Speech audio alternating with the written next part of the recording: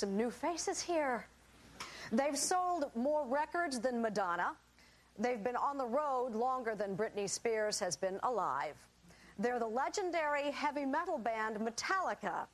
They were at the point of breaking up when they made a decision to start group therapy. Meet Metallica. Want to sing? Camera over here. 85 million records, 22 years. I think it's 11 albums and various official releases. One word. Oh my God. One word to span our career.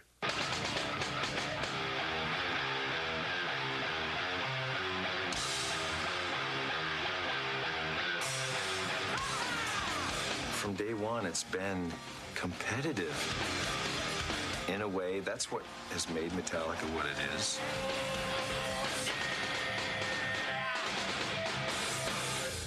After 20 years, is it possible to retain the fire that, you guys once had at the beginning? He felt like he wasn't free enough to do what he needed to do. If you're not happy playing music with me, Was there ever a moment you thought about stopping with Metallica?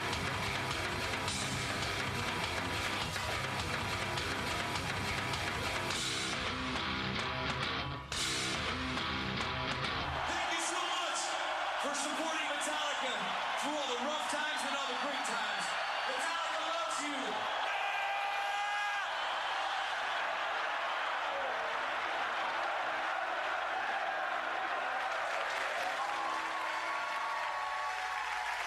Would you please welcome James Hetfield, Lars Ulrich, Kirk Hammett, and Robert Trujillo.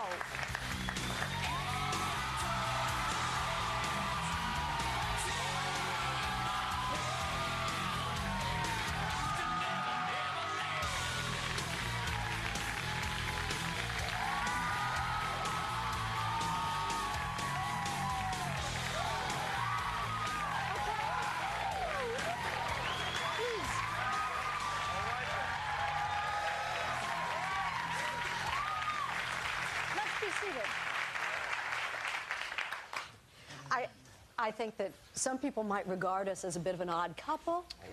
No way. Yes, if you blend your demographic and my demographic, I wonder what you would come up with. Married couples. Metallica is full of surprises, including some inner demons, which they share with the world in a new documentary, already a cult film, Metallica, Some Kind of Monster. You guys are kind of going against the grain. Somebody said if you made a list of the 100 bands, you would be the last to do what you've done. One, you are guys who admit you need therapy. Two, you decide to do it in group. Three, with a film camera rolling every minute of the day, which actually was about 2 years. And then you release it as a motion picture. I love it, but I'm not sure I understand it. Who wants to go first? I'd like to think that for 23 years we've been trying to do things that people don't necessarily understand or that people don't necessarily find easy to define.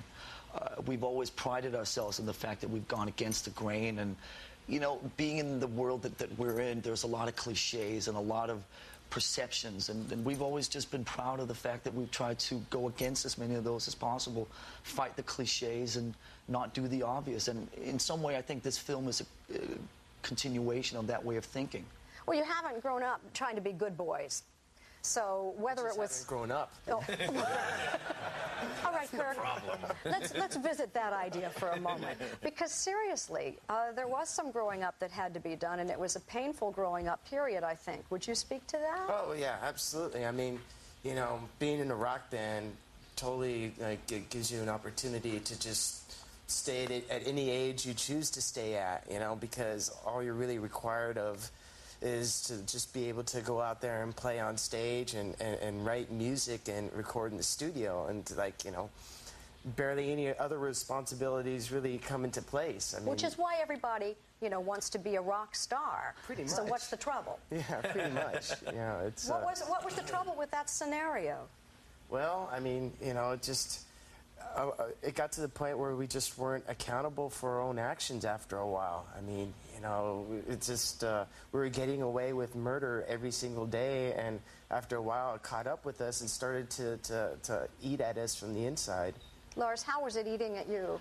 Well, I think the main thing, it was eating at the band collectively because we sort of didn't really communicate. We sort of forgot how to communicate with each other. We didn't really talk about how we were feeling. And I think the hardest thing for me was just that I felt that I lost touch with the other guys in the band, and that you know, that the gang mentality that a band starts, like you're 18, 19 years old, and you do everything together, you live together, you're traveling together, you're playing, eating, everything.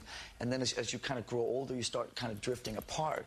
And obviously because you want to assert your own independence and your own individuality, but we kind of lost touch with each other, and we kind of all drifted. And that was what was eating away at me the most. If I understand the story, management basically introduced the idea of a therapist because the life of the band was threatened. Metallica Right. was nearly breaking up. Well, there was this infamous Playboy interview that really, we were interviewed separately, and when you read it as one piece, it was very obvious that we hadn't talked to each other deeply in years.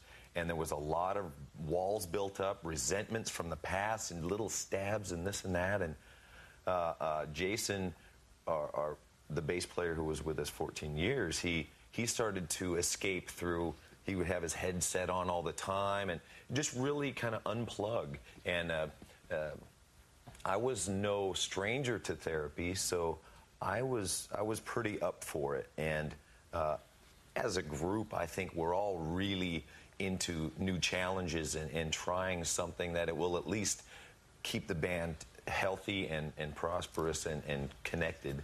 Not to throw around too many gender stereotypes, but guys are not famously in touch with their feelings and anxious to talk about it in the way you have become very comfortable talking about it. I think especially in the beginning in the film, James, you look kind of icky about the process. Icky, wow. Icky. Like, let's talk about the zone for a minute. Okay, there is a way to help a person, persons get in a zone. I mean, you could consider seriously doing some meditative or apply the meditative principles to music. All right. I don't want this to sound too way out, but if you do that, the four of you are out there, and you do it anyway, unconsciously. You do a musical meditation by starting to jam with each other.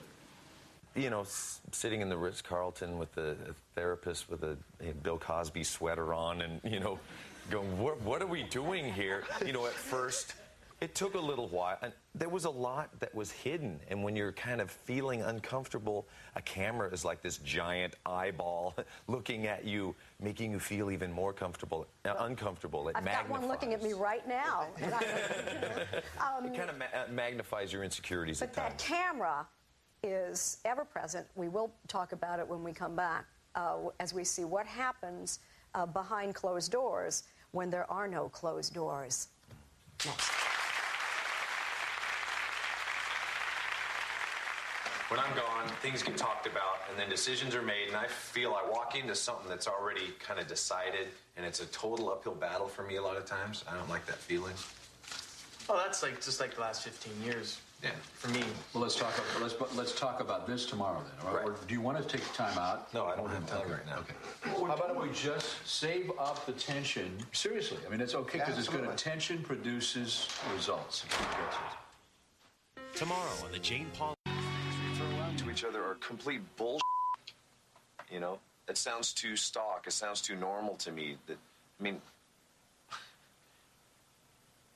you know what I mean? I think it feels stock, I okay? can't hear you. So No, when you say, you're telling me what to play right now. You're telling me you should play with what Kirk's doing, and I'm telling you it's stock.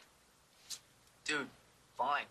You know what, guys? Why don't we just go in there and just hammer it out, all right? Instead of hammering on each other.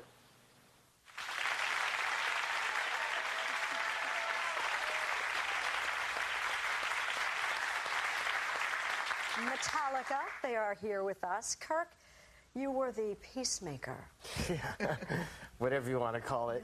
But who was in charge? At what point? I mean, you know, just... Well, when you do this, I think what you mean is these guys. There's one guy in charge. Well, here's another guy in charge. We have two guys in charge. Well, Am I right? You know, I've always been stuck somewhere in the middle there in that gray zone. It seemed like I was the only one who would ever step up and try to, like, calm things down or separate them or bring things to some sort of, like, you know, medium, not necessarily a happy medium, but some sort of medium. Just like we're sitting right now. Right? Yeah. Are you okay now? I mean, I'll be honest, Kirk, I felt a little tension even as you were telling me that story, just a tiny bit. Yeah. Well. Yeah, but maybe compared to the past, that's no drama at all. No, not at all. Because in the old days, was it kind of intense between you and your leadership sharing? Well, it never felt intense. Well, I never realized how intense it was until I kind of stepped outside and looked at it from somebody else's point of view. And how intense was it really? I always looked at it, it was like we had some goals. We were making music, we were trying to do the best thing for Metallica, and it wasn't about so much about, you know, it was part of it. I just think you're so self-absorbed. And what makes it worse is that you always talk about me. You use the word control and manipulation a lot. I think you control on purpose, and I think you control inadvertently. I think you control by the rules you always set. I think you control by how you always judge people. I think you control by your absence. I think you control all of this even when you're not here. James, that was the beginning of 2 years, about $1 million worth of therapy. What? Oh, you didn't know? So that was the beginning of the story. What was the middle story? Oh, well, in the middle was me with my struggles. And, you know, when we started cracking that shell, once, you know, Jason had left and we turned our eyes inwards and tried to see what is our part in all of this. And once this shell started cracking open, we knew too much. We couldn't stop. We started delving into, you know, our personal backgrounds. Childhoods. Yeah, childhoods for sure. You know, your adult life is either spent running away from or figuring out your childhood, in my opinion. Well, because you made the movie, and here we are on TV, but may I ask, what were your childhood issues? Well, a lot of alienation. Growing up in a very strange religion that was very adult concept, Christian Science, with the mind over matter, God healing you, and not allowed to go to the doctors, not allowed to learn about health in school, having to leave during health class. So I felt like an outcast from the beginning, and it was hard to explain to my parents that I didn't understand this because they were so immersed in it. They, you know, equivalent of the minister in this church, and I felt very alienated from school, from my family, and spent the rest of my life looking for family. Well, you had a band, well, but then that wasn't working for you. It's interesting how much I was searching for family, but how much I really wanted to rebel against family as well. And I never really got to speak out my anger. And, you know, when you say guys being in touch with their feelings, I knew one feeling, anger and rage, and it would either be all the way on or all the way off, you know, very passive aggressive. When you spoke earlier about finding another family, sometimes you have to leave a family to find it again. Very the true. story continues in a moment.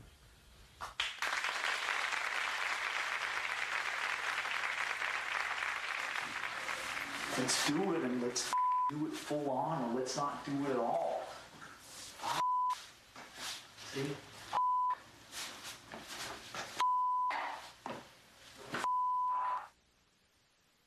NBC Fridays. One weekend only, October 15th through 17th at the Chicago Theater. I was straight up with you, and I told you I'm in a mood, and what have you been doing?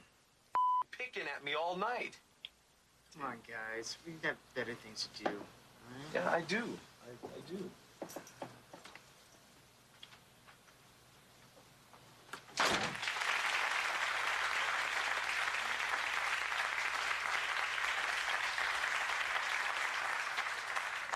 And after that door slammed, James wasn't seen for a long time. Long time.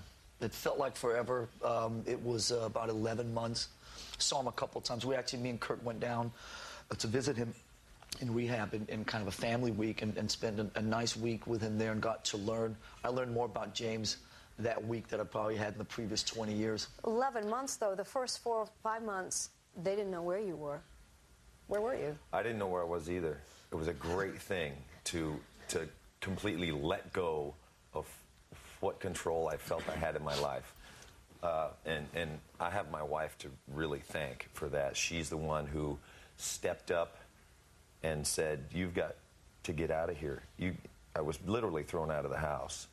You're unhealthy for me and our children, and you have got to go get some help. I'm out there looking for excitement, and all this stuff, the results are the same, man.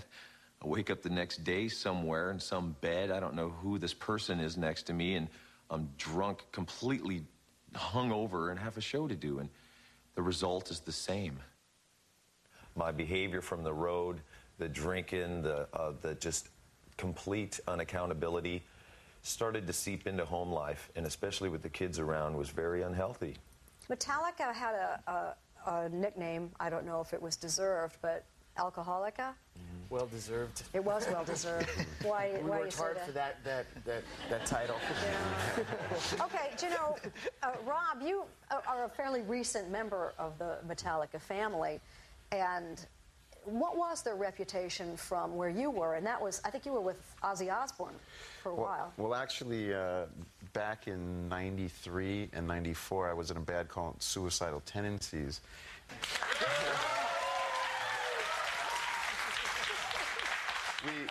We toured with Metallica for a couple years, and it was pretty wild back then. You know, it was fun, but, you know, you can't really keep that going for so long. But I hadn't seen the guy since then, so it was pretty wild for me to come up and actually audition with them and reunite with them when I got that call. I didn't know what to expect. Whose phrase was the monster, and how many meanings are there? Well, for me, I think when I went into rehab, I had to unplug. It was somewhat of an identity crisis, midlife crisis, all happening at the same time. And my worth was James, the singer of Metallica, or the dude in Metallica. I was blaming Metallica for swallowing me up, you know. So this was this beast that it pretty much swallows everything in its path, you know. And that was the machine, you know. But having to get in touch with the 4 humans that make up Metallica and what we mean as a combined group. That's totally why you guys are here, because someone, why Jane Pauley? The idea, it knocked me out that you guys would be so smart to do what you did, so generous to share it the way you have. We're all surrounded by a group of fans, and they aren't necessarily, I'm sure they're Jane Pauley fans somewhere.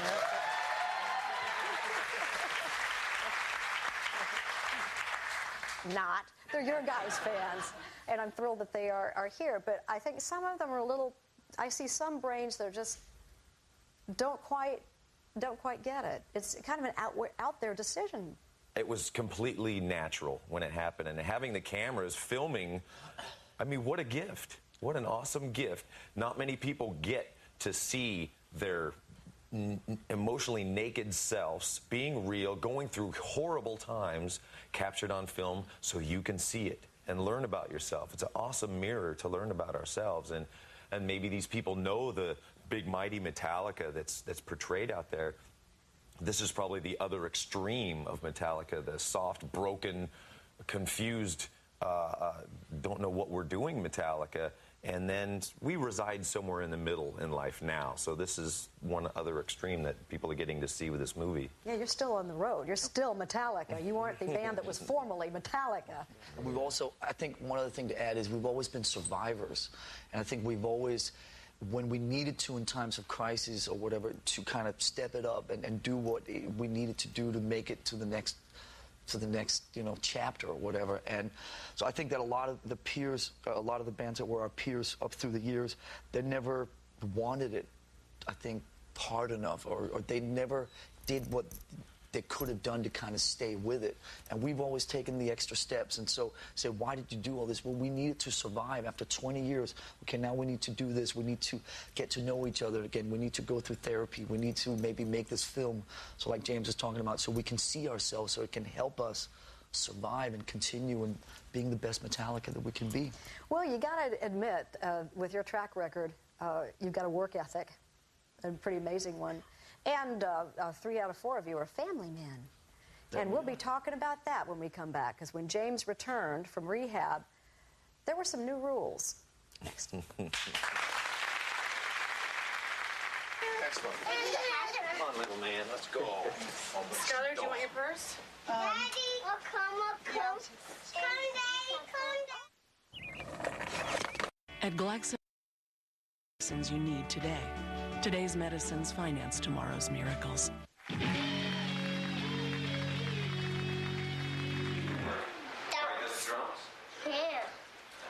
Let me pin down. Daddy will play drums. I played drums a lot today already. I'm okay to play for a while.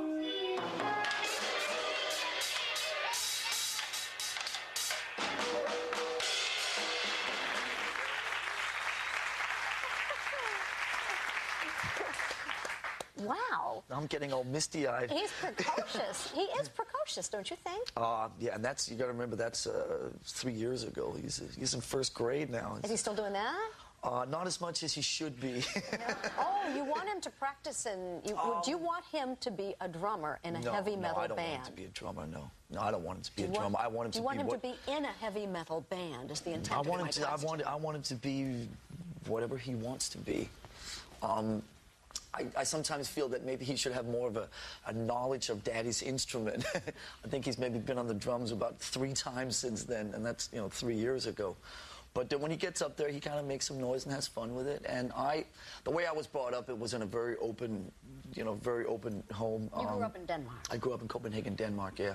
Very open, very liberal. My dad was a professional tennis player, traveled all over the world, and he never wanted me to be a professional tennis player following his footsteps. It was just, he wanted me to be what I wanted to be, and I kind of look at the same for my 2 boys. You could have been anything you wanted to be, and you became exactly what you wanted to be? Well, actually, I knew that I wanted to be something different from what everybody else was doing. I thought for a while I was hoping to follow in my father's footsteps. And I actually played a lot of tennis when I was a kid. And the reason we came to America in 1980 was for me to kind of step it up tennis-wise after I finished school in Denmark. But in Denmark, I was ranked in the top 10 in my age group. And when I came to America, to L.A., I wasn't even ranked in the top 10 on the block I lived on. And it was kind of discouraging or something. And I think that music had always been there. Was like my passion. Tennis was kind of what almost was looking to be my job, but music was my passion. So when tennis went away, music just took over, and here we are. I think that it's probably fair to say that family has become a shared passion.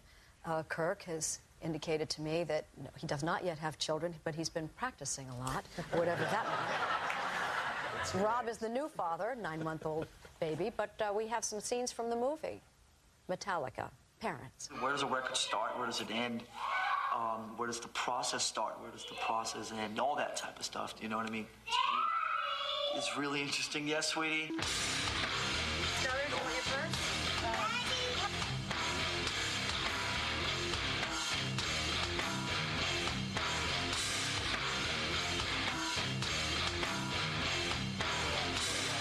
I'm working on really hard on being the best dad and father and husband I can be.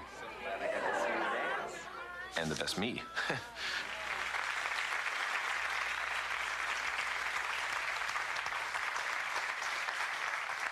You've spoken about your family before, James. How many children do you have? 3. 3. Yeah. When 2, you, 4, and 6. When you came back from that extended absence of nearly a year, you brought some rules with you.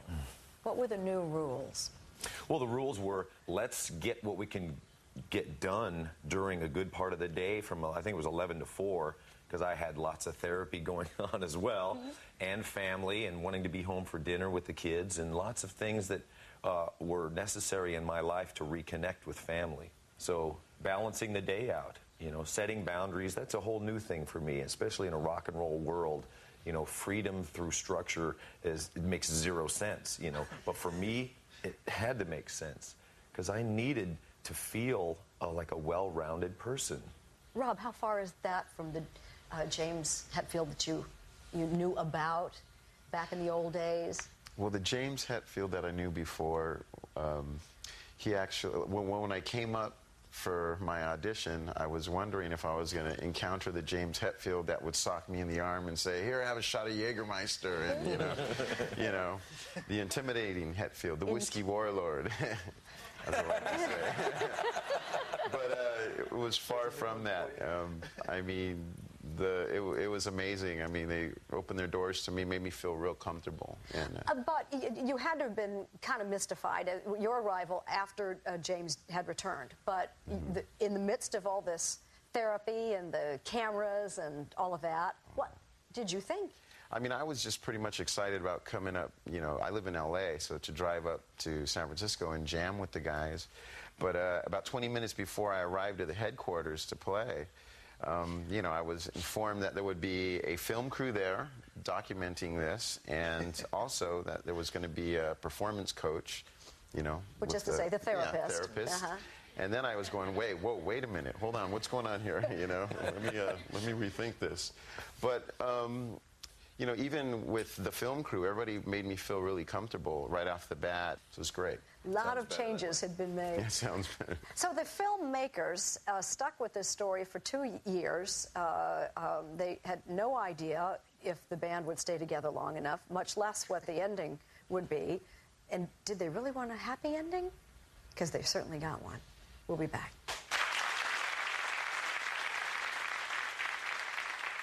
Right on. Well, we're here. And the camera's here. And my friend the boom is here. Hovering. Yeah. Cool. Tomorrow on The Jane Pauley Show, there's a time.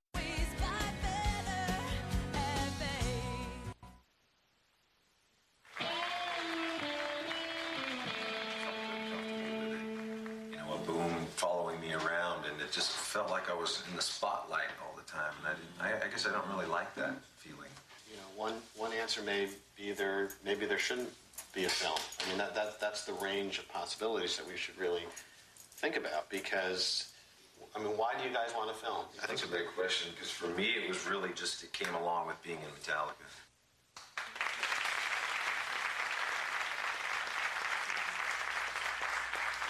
Also joining us are the directors of Metallica, Some Kind of Monster, Joe Berlinger, with a hard G? Berlinger. Berlinger, I'm glad I asked. And Bruce Sinofsky. I wish I'd asked a little earlier. That's really soft, yes. Yeah. Were you at all concerned about the fan reaction? And if you were, is the verdict in? Yeah, you know, I mean, to me, this is a beautiful film that sort of turns the whole image of heavy metal on its head. It's very... It's about human growth and the creative process, and we were a little concerned how would the fans respond to this, but we just had, you know, these guys have spoken to the disaffected youth in a very profound way over the years, and we just felt like this message ultimately Metallica fans would embrace, and they have, which is how do you know? wonderful. Have you done any focus groups? Well, before we released the film, we had a screening for fans, and we just generally we get a great reaction from people. Has anybody here seen it? Yeah. You know, there's a big risk, Jane, when guys like this who have an image. I mean, these guys are the icons of macho aggression, and all of a sudden, our first day of filming, we're in a heavy metal therapy session, so we were concerned about the fan reaction to this, because That's not why you were called in. You don't want to see your heroes naked, you know.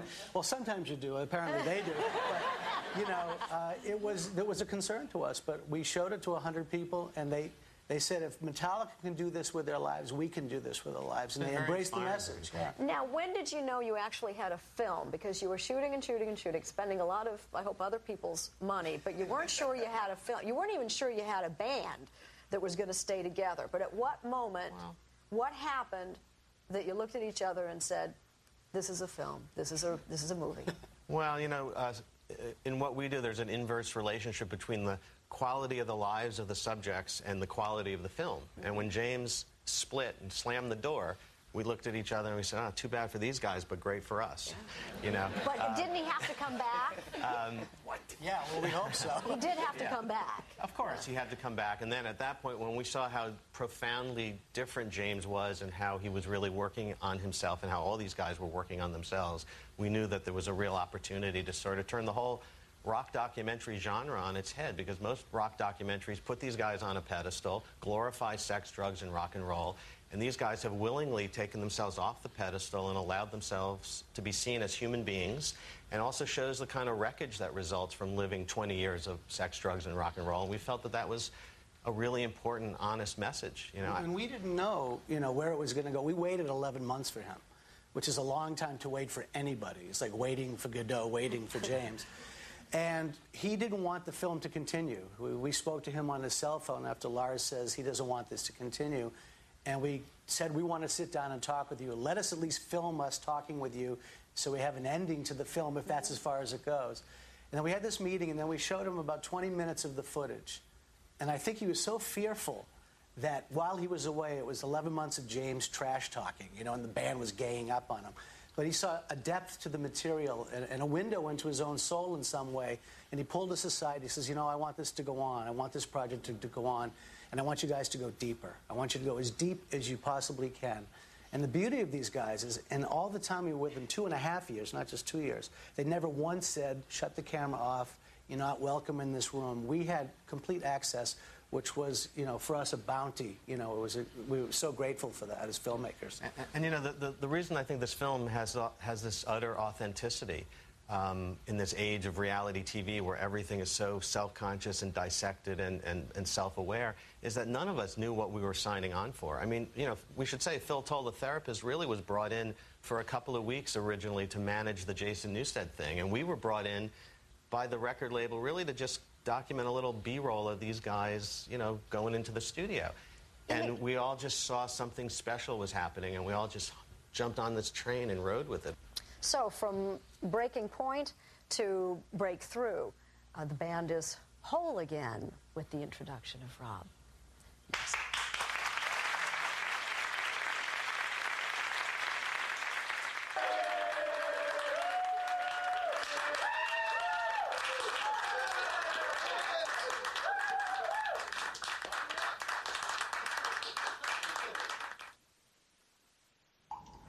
Our foundation's enemy is SEEPAG. Instruction 773-283-9200.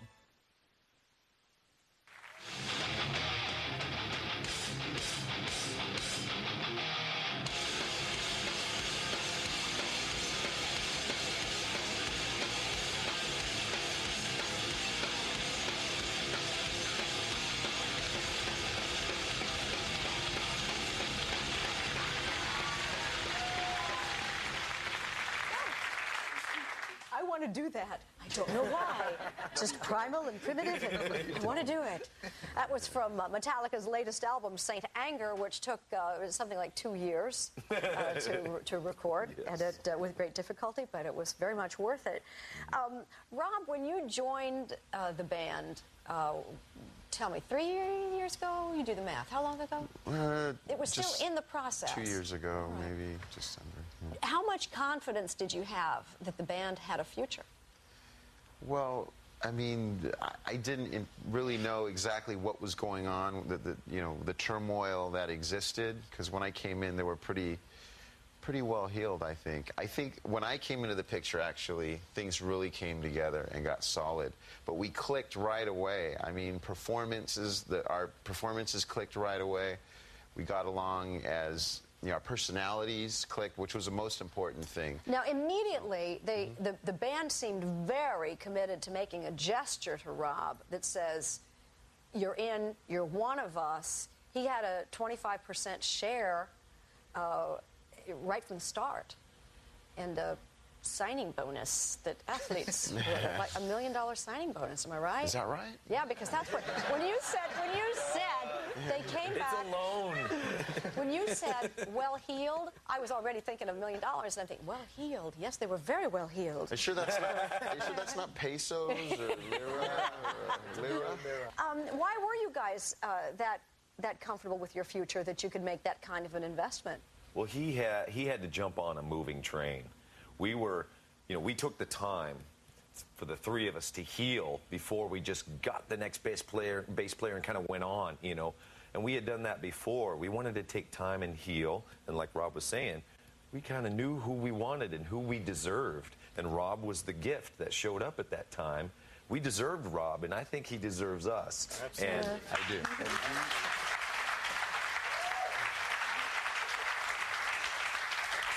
If I may say, I mean, these guys are the hardest working band on the planet, and we are, actually. And my first gig was San Quentin State Penitentiary, okay?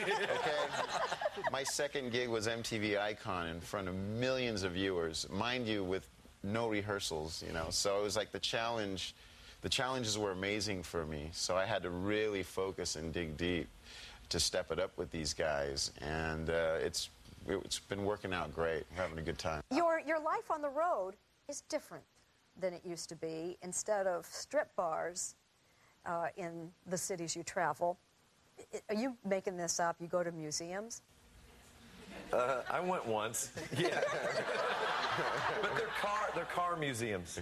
So car museums. Okay, well, because I was thinking you probably wouldn't be recognized a lot at your museums. No, there's a lot more to see out there on the road than the tour of strip clubs, the tour of bars, whatever. Now that you can see it. Well, yeah, I mean, and it's there. It wasn't time for me then, and now it is, and so it's almost a rebirth on the road and getting to see who's out there, what culture there is, and all of that kind of grown-up stuff. You guys looking for a middle-aged singer? Sorry? You looking for a middle-aged girl singer? Yes, we are, by the way. And, we do have a jacket that hopefully fits you because you belong. It fits. It fits. You belong. It fits. I can't put it on. I got my microphone on. But you know what? When we come back, for the first time anywhere, Jane Pauley live on stage with Metallica.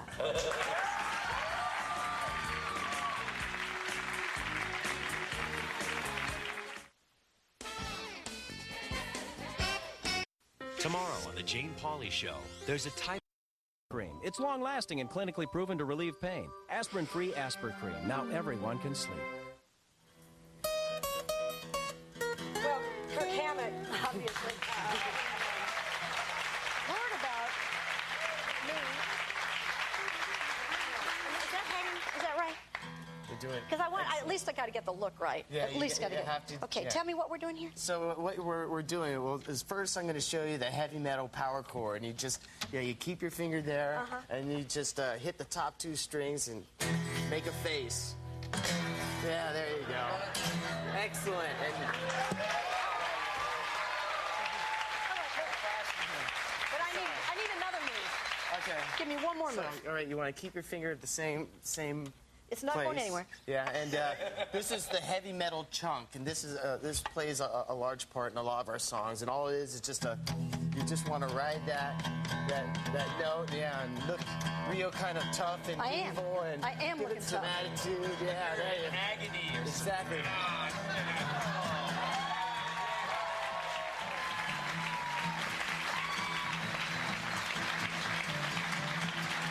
I'm happy in my work. That's wonderful. Am I well healed yet? You're doing a great job. Oh, Kirk, this is the highlight of my career.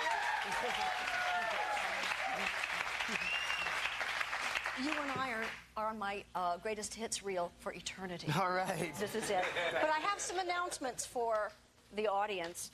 Got this first. Before the show, we polled our audience, and we found a woman who says Metallica is her life. Shirley? Shirley, where's Shirley?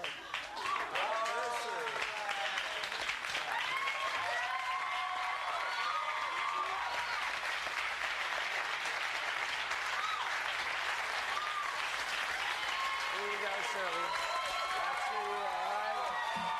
Yeah. That's for you. All right? Happy birthday. Congratulations.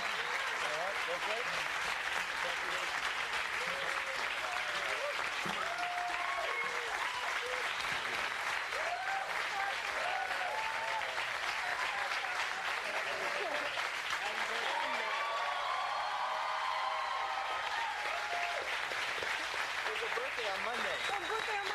You guys have made two women very happy today, and I just wanted to show you this.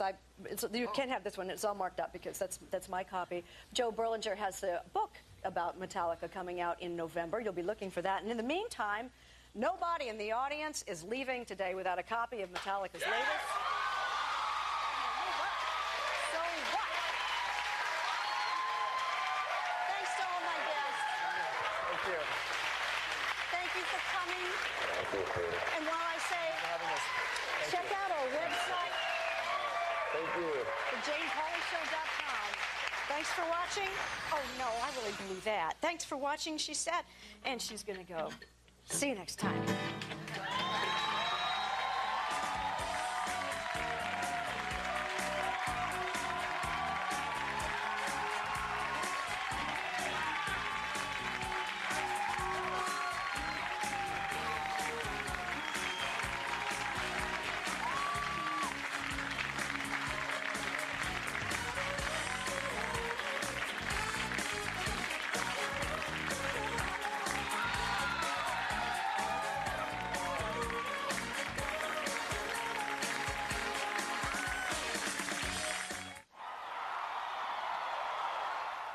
Pollywog Media. Oh.